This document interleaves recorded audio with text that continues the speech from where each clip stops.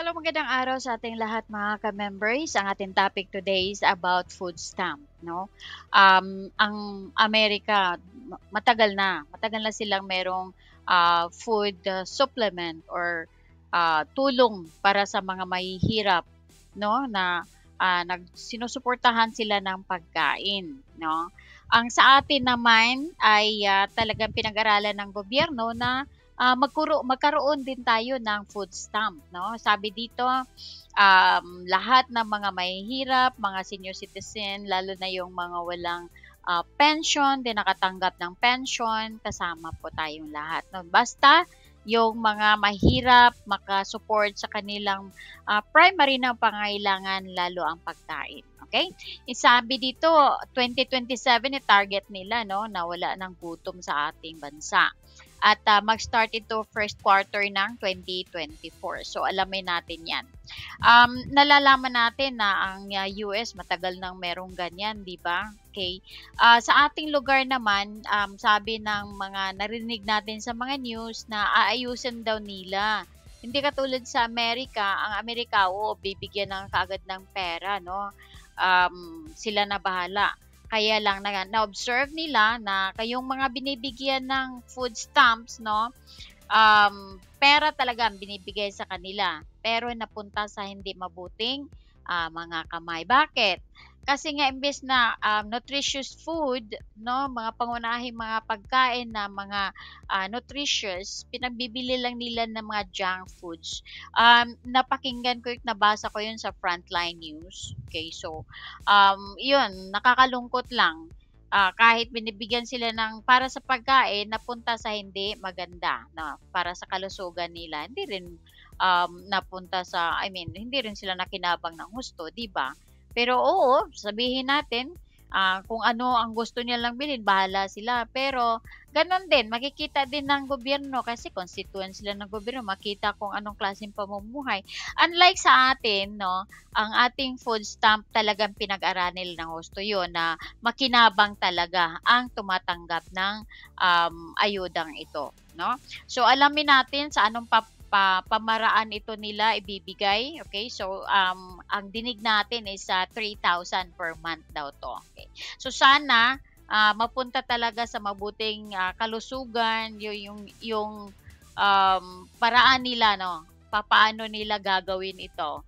So sana makinabang ng husto talaga ang recipients dito. Okay, all right, so ating abangan ang video na ating panoorin ngayon. So, tingnan natin kung anong pakinabang o benefits nito para sa ating lahat. Okay? Mga programa ng ating Pangulo. Ito po ang ating gagawin sa pamamagitan ng pagbibigay ng meal augmentation na nagkakahalaga ng 3,000 bawat buwan sa 1,000,000 food poor na mga pamilya. Okay, so tingnan natin yung sa Amerika, no? Ano bang klase yung mga food assistance nila. Ilan lang ito, no? Food assistance in America, Government of America. So how to get emergency food assistance. Okay, so how to apply for food stamps, get food assistance with the WIC program. So marami silang mga program, no? So sabi dito, learn how to get nutritious food for yourself and your family through SNAP. So iba-ibang, meron silang marami, no, paraan, no, mga paraan kung paano mabibigyan ng pagkain. Meron sa iba ang mga pagkain ng for women's, infants and children. So maganda din ang kanilang layunin dito. Okay, pero tingnan natin kung ano ang pagkakaiba nito sa food stamps ng Philippines at sa Philippines at saka sa Amerika. Okay. Ating panoorin ang ating video. But before that, if you're new to my channel, subscribe, like, share, and click the notification bell para updated ka sa lahat ng mga video uploads natin. Alright?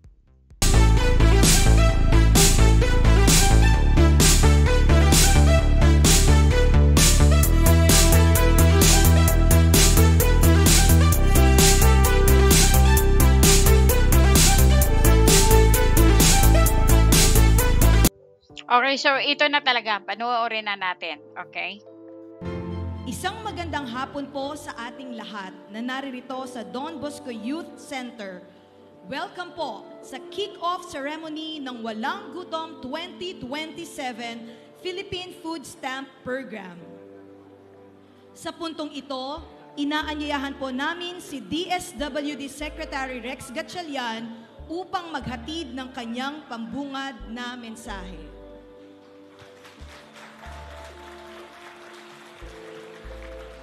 Your Excellency, mahal na Pangulong Ferdinand R. Marcos Jr., mahal na Pangulong Sara Duterte Carpio, ating mga panauhing pangdangal, Asian Development Bank Country Director Pavit Ramchandran, at World Food Program Country Director Brenda Barton. Ating mga partners, partner agencies, lokal na pamahalaan ng Maynila sa pangunguna ni Mayor Hani Lacuna, development partners, mga kasamahan sa DSWD at membro ng media. At higit sa lahat sa ating mga benepisyaryo na kasama natin ngayong hapon dito sa Tondo, Lungsod ng Maynila. Isang magandang hapon sa inyong lahat. Atin pong buong karangalan na ilulunsad ngayong araw ang Walang Gutom 2027 Philippine Digital Food Stamp Program na isa sa bago at prioridad na programa ng Administrasyong Marcos na naglalayong wakasan ang gutom at tugunan ang problema ng malnutrisyon sa ating bayan na isa sa mga programa ng ating Pangulo. Ito po ang ating gagawin sa pamamagitan ng pagbibigay ng meal augmentation na nagkakahalaga ng 3,000 bawat buwan sa 1,000,000 food poor na mga pamilya at mga buntis at bagong panganak na kababaihan. Sa Walang Gutom program, hindi lang natin sisiguraduhin na walang Pilipino ang matutulog ng walang laman ng sikmura, atin din pong sisiguraduhin na masustansya ang kanilang kinakain upang sila'y magkaroon ng sapat na lakas at maging bahagi ng ating labor economy. Ngunit hindi lang dito nakasalalay ang programang ito dahil napakahalaga po ng ating kolaborasyon at pakipagtulungan sa iba't ibang ahensya ng pamahalaan. Kasama ang Department of Agriculture, DOLE, TESDA, PSA, DOST, FNRI, DOH, DTI na magbibigay din ng kanilang programa para sa ating benepisyaryo. Tulad ng bili ng ating mahal na Pangulo, kailangan po nating magsama-sama at magtulong-tulong upang mabilis na maiahon sa food poverty ang ating mga benepisyaryo. Maliban dito sa Tondo, ang inyong DSW po ay nagsimula na ring maghanda para sa pagpaparating ng implementasyon ng programa sa iba't ibang pilot areas, particular sa Region 2, Region 5, Caraga at BARM. Nais po nating pasalamatan ang ating partners, World Food Program at Asian Development Bank para sa paghasakutuparan ng pilot implementation ng programang ito. Nais ko ring personal na pasalamatan ang ating masisipag na membro ng Technical Working Group sa pangunguna ng ating Undersecretary Edu Punay para sa inyong dedikasyon mula sa pagsasaayos ng program design hanggang sa isa-isang paghahanap ng mga benepisyaryo. Ngunit tayo ay nagsisimula pa lamang at marami pa tayong kailangang gawin upang maihatid ang ating misyon bilang Angels in Red Vest. Bilang pangwakas, makakaasa po kayo na ating tututukan ang ating bagong programa at sisiguraduhin ang tagumpay nito para sa ikauunlad ng ating mahihirap na kababayan at sa pag-abot natin sa isang bagong Pilipinas na walang gutom. Maraming salamat, magandang hapon ho sa inyong lahat. Maraming salamat po, Secretary Rex Gatchalian. At ngayon, inaanyayahan po natin si Vice Presidente Sara Z. Duterte upang ipakilala ang ating panauhing pandangal.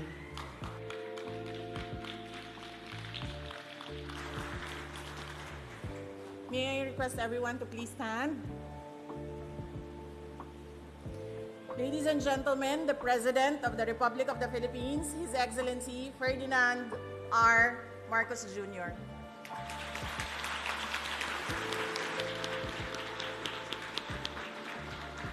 Maraming salamat sa ating butihing Vice President at Department of Education Secretary and Vice President Inday Sara Duterte. Oh, please take your seats. the excellencies of the Diplomatic Corps who are here joining us for this extremely important day that we are commemorating here today. Of course, the lead agency for the food stamp program, the DSWD, and the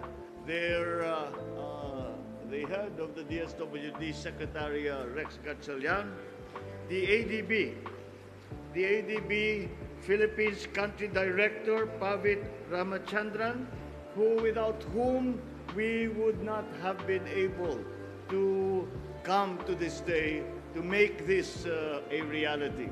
And of course, we cannot forget also the assistance that has been given us by the World Food Program and the Philippines Country Director, Brenda Barton.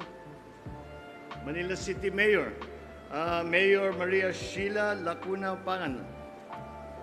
Ang ating mga beneficiaryo and the Secretary Benny Laguesma of the DOLE, and all of those, lahat ng ating mga membro ng DSWD, ng DOLE, ng lahat ng mga agencies na nakasama dito upang tulungan na ating mga tugunan ang mga gutom na Pilipino upang makamtan natin ang ating pangarap na sana wala nang gutom na Pilipino pagkatapos nitong termino na ito.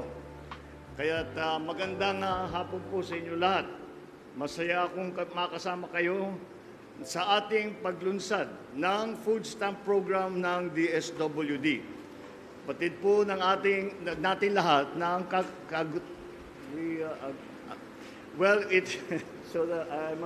I will speak in English as we have members of the Diplomatic Corps. It is, of course, always the dream of any government, of any leader, that we are able to do something about hunger around our countries, because that is the most important and the most insidious influence of our people that gets in the way of the development of each individual and thus the entire society. We have always tried to rise up from the throes of poverty, but the problem of hunger and malnutrition still remains. And that's why it has become a priority of this government that we will fight all the poverty. We will put in all the programs so that one day we can say that we are able to give our people, at the very least, the food that they need to survive, the nutrition that they need to survive. We used to use the two terms interchangeably in terms of food supply and nutrition. And by our thinking now these days is that is not necessarily the case. And it is not enough that we just provide all kinds of food, but also that it is of a nutritional value that will allow especially our children and our nursing mothers to become a center of healthful life for their children, for their families, and for their communities. And so we have set up this program. And this program, actually, when the Secretary Rex first came to me and said that with his talks with the foreign funding institutions such as ADB and the World Food Program, and of course our partners in different countries, in the persons of the Diplomatic Corps that are here, I immediately express I cannot understand why this is the first time that we have talked about a food stamp program, because it seems to be, especially after the pandemic, it seems to be a particularly important initiative, as we have seen the difficulties that we have had in terms of pricing of agricultural commodities, in terms of the supply of agricultural commodities, and not only commodities but food, so as to be able to provide the kind of nutrition that that will make our children, that will make our people healthy and productive in their daily lives. So we have an electronic transfer card, and it is a system that we will use to program.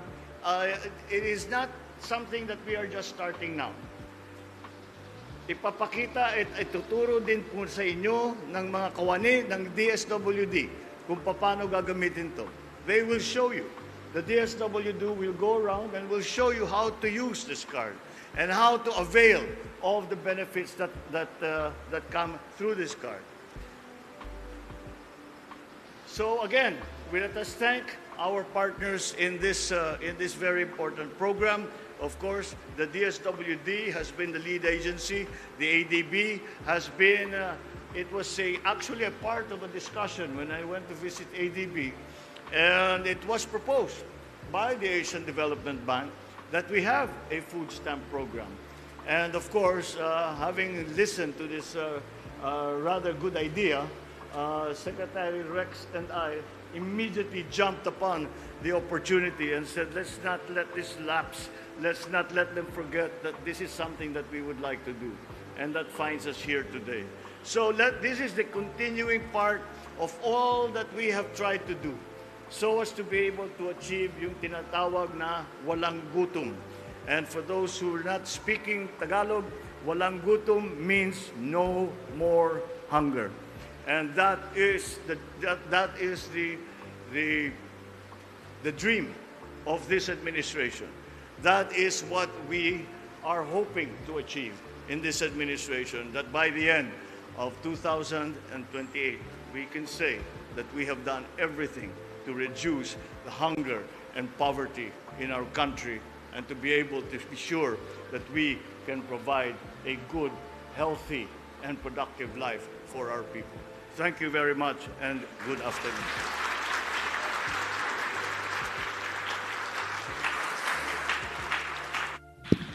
Maraming salamat po, mahal na Pangulo.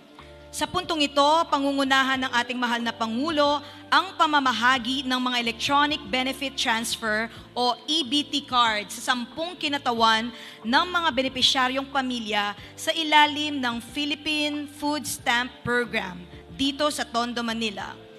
Iniimbitahan din po natin sina Vice Presidente Duterte at DSWD Secretary Gatchalian upang samahan ang ating mahal na Pangulo sa pamamahagi ng EBT cards.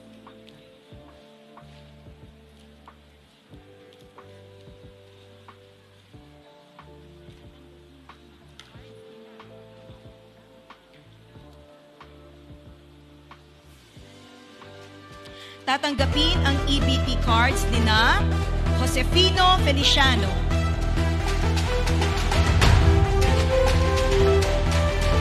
Desiree Peñaflor,